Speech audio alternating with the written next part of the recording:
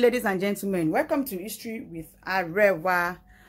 Guys, I hope you are fine. Don't forget to follow my other two channels, History with Intimacy with Arewa and SMC, Social Media Cult with Arewa. I'm going to drop the link down below in the description box. This is going to be a very quick one, very quick, Lily. Lórí video kan ton jù sí mi tí àfáà Mọ́ríkàsì kan tí wọ́n sọ nínú ẹ̀ pé Ìlọrin o kò kí n ṣe ilẹ̀ Yorùbá, that Ìlọrin is not Yorùbá land.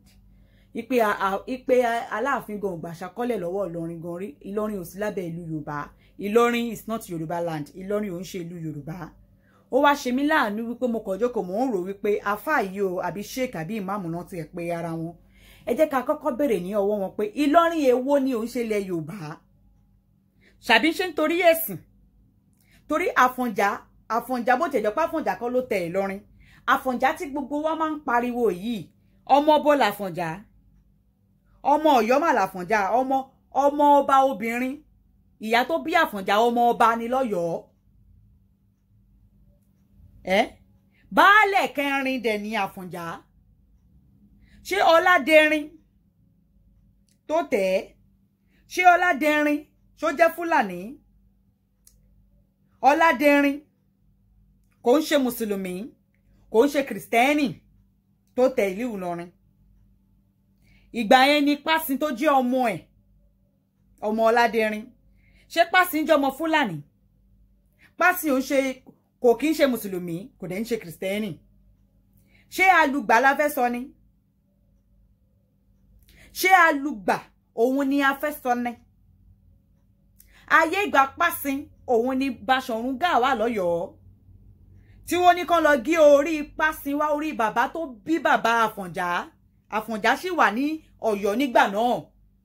Tí wọ́n lọ bẹ́ orí bàbá ẹ̀, bàbá tó máa bí bàbá ẹ̀, bàbá tó bí bàbá ẹ̀, torí bàbá ẹ̀ ti wà láyé, òun gan ti wà láyé. Pásin kí bàbá tó bí Àfọ̀njá, Alùgbà, Ọládẹrin bí Pásin, Pásin bí Alùgbà, Alùgbà bí Àfọ̀njá. Ṣé Ṣàó ni ó ń ṣe ilẹ̀ Yorùbá? Àbí Jẹ́bà? Ọba aládé ni ọba Jẹ́bà. Kò ń ṣe adé kéréké o. Ọba aládé ìṣẹ̀ǹbáyé tó lè yadé tó lè fúnyàn ládé lọ́ba Jẹ́bà. Ọba aládé òun ni ọba tó wà ní Jẹ́bà. Tó jẹ́ pé ó lè fún Ìlọrin gan lọ́dẹ, ó lè fún èèyàn ládé ní ọba Jẹ́bà. Àbí Ṣàó tó jẹ́ pé wọ́n ti tẹ̀ before Ìlọrin gan. So Ìlọrin èwo ni sheik àbí ìmáàmù yìí sọ pé kò ń ṣe ilẹ̀ Yorùbá.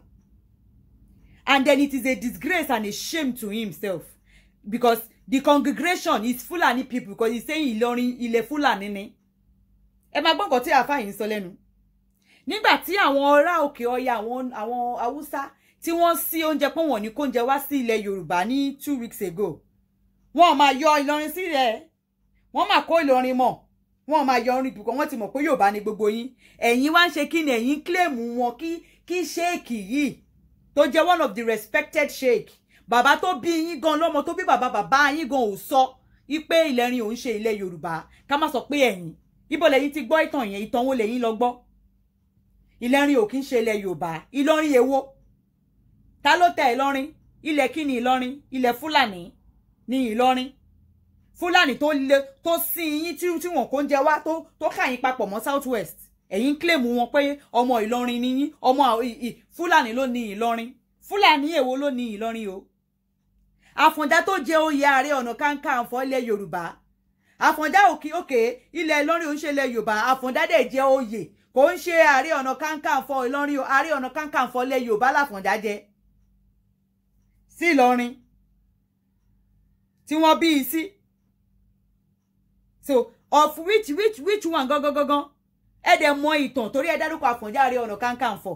Àbí ṣé ìmọ̀ kan tó ń pè ní oyè Ààrẹ Ọ̀nà Kakanfò ilẹ̀ Yorùbá ni. Èèyàn níjọ́mọ ọbẹ̀ á dẹ̀ lọ jẹ Ààrẹ Ọ̀nà Kakanfò. Ṣé èèyàn kan máa lọ jẹ Ààrẹ Ọ̀nà Kakanfò fún sí Kaduna àbí sí Kano? Kẹ́ máa wo nǹkan o. Kí àwọn Ìlọrin máa claim pé Ìlọrin ò ń ṣe ilẹ̀ Yorùbá. Fúlàní láwọn ilẹ̀ Fúlàní ní Ìlọrin kò ń ṣe ilẹ̀ Yorùbá. Ẹ̀yin ọmọ Yorùbá ìjọ ẹ bá mi bá ìmáàmù ẹ jẹ́ ká béèrè lọ́wọ́ pé Ìlọrin èwo ni wọ́n sọ ńbẹ̀. Bóyá Ìlọrin èmi ni wọ́n sọ tí ò ń ṣe Ìlọrin táwa mọ̀. Bóyá ànọ́dà Ìlọrin kan wà ní ibì kan tí wọ́n ń bá wí tí òun ṣe eléyìí o tó bá jẹ́ Ìlọrin eléyìí ni o kán wá ṣàlàyé fún wa o tó bá jẹ́ pé nítorí ẹ̀sìn ni wọ́n ṣe ń sọ èyí tí wọ́n sọ yìí wọ́n àdẹ̀tún dá wọn lóhùn pé Ọládẹrin ẹlòmíì máa ní pé bẹ́ẹ̀ láti Òjó oníṣekúṣe Ọládẹrin àti Òjó oníṣekúṣe àti Pásin àti Alùgbà àti Àfọ̀njá kò sí èyí tó jẹ́ mùsùlùmí ní gbogbo wọn kò dẹ̀ sí èyí tí ó jẹ́ kìrìsìtẹ́nì ní inú gbogbo wọn kò sí kódà ẹ̀sìn mùsùlùmí ó ti délé Yorùbá kó tó dé north gan ọ̀tọ̀ ni history yẹn ọ̀tọ̀ ni ìtàn ti yẹn ìyẹn kọ́ ni mo fẹ́ sọ bẹ́ẹ̀ ni pẹ̀lú ìwádìí gidi ni abákọ̀ dákẹ́ so èwo ló jẹ́ mùsùlùmí ní gbogbo wọn o ilẹ̀ Yorùbá Ìlọrin ò ń ṣe ilẹ̀ Yorùbá mi ò gbọ́rú ẹ̀rí so Haúsá lẹ́yìn Ìlọrin ilẹ̀ Ìlọrin ti di ilẹ̀ Haúsá ni gbogbo yín àbẹ́ ti di Fúlàní on claim Fúlàní ẹ̀dẹ̀ ń sọ Yorùbá lẹ́nu you are speaking Yorùbá to address your Fulani people you are claiming Fulani you are claiming Ìlọrin is Fulani land and then you are addressing your congregation your Fulani part people in Ìlọrin which you claim is Fulani land which you claim you are all Fulani there you are addressing them with speaking Yorùbá lẹ́ ń sọ ní ẹnu láti máa fi máa sọ̀rọ̀ ẹ lè sọ èdè Fulani tẹ́ ń claim ẹ ò lè sọ èdè Fulani tẹ́ ń claim. ẹjẹ́ aya o ẹjẹ́ alọ́ o tó bá ya tó bá lọ kí ló lè dá dúró ṣe nígbèsè ayé ẹ̀. àwọn kan tí wọ́n ń gbé Ìlọrin ilẹ̀ Yorùbá níbo ni Ìlọrin ṣe jẹ́lẹ̀ Yorùbá ṣé lu Aláàfin kì í ṣe ilẹ̀ Aláàfin a lè wá Ìlọrin bí torí tó súnmọ́ ìtòsí ilẹ̀ Yorùbá kí kálukú máa sọ Yorùbá àmọ́ kì í ṣe ilẹ̀ Yorùbá kò sínú ilẹ̀ Aláàfin àwọn ilẹ̀ tálàfin gba ìṣákọ́lẹ̀ gbogbo wọn lórúkọ níjọ́ tó pé 1,200 èyí tó lé lórí ẹ̀ ní 1,200 èjìlélórúgba ọ̀tàlélórúgba ẹ̀rìnlélórúgba kì í ṣe ẹ̀rin ilé ẹ̀rìnlé ní èyí tó lé ẹ̀ẹ̀kẹrin tó lé nínú 200 òun lẹ̀rìnlé àrùnléwà ọ̀fàlé òjòlé ó ti kú lọ ní gbogbo wọn ni wọ́n san ìṣákọ́lẹ̀ f'Aláàfin Ìlọrin ò sí ń bẹ̀ ilẹ̀ Ìlọrin yóò sí ń bẹ̀ sọ ilẹ̀ Ìlọrin yìí ṣe ilẹ̀ Yorùbá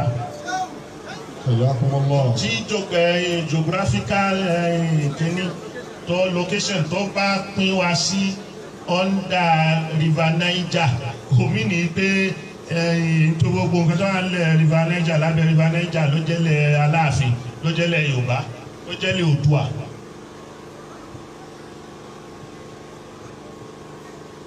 So ìkókúkó ìmúkúmu ọ̀nù.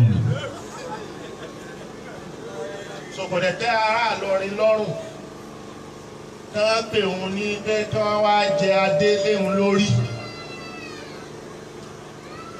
Gbogbo ilẹ̀ Yorùbá tó wá sí Ìlọrin tó tẹ̀lé Ṣéhù Álímì wá bí Ajíkòbí tó tẹ̀lé Ṣéhù Álímì wá láti Ṣẹ́yìn.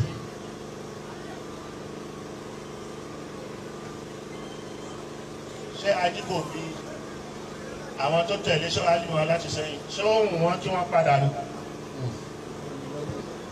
Wọ́n fẹ́ lọ ìtọ́ Ṣéhù Álímì ni wọ́n tẹ̀lé wáyé pé ọmọ kéwú ẹ̀ ni wá àgbà fún.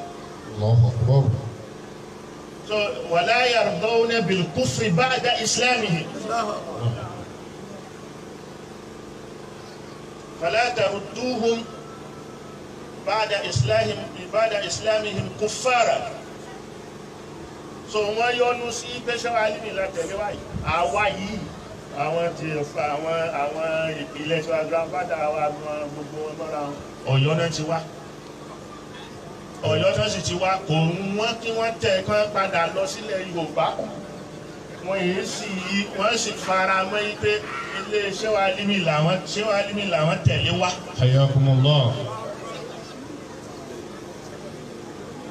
ẹ fi ilé arọ Ọ̀yọ́ ẹ rí ìta Ìgbà ẹ rí gbogbo ẹ̀rọ àwọn.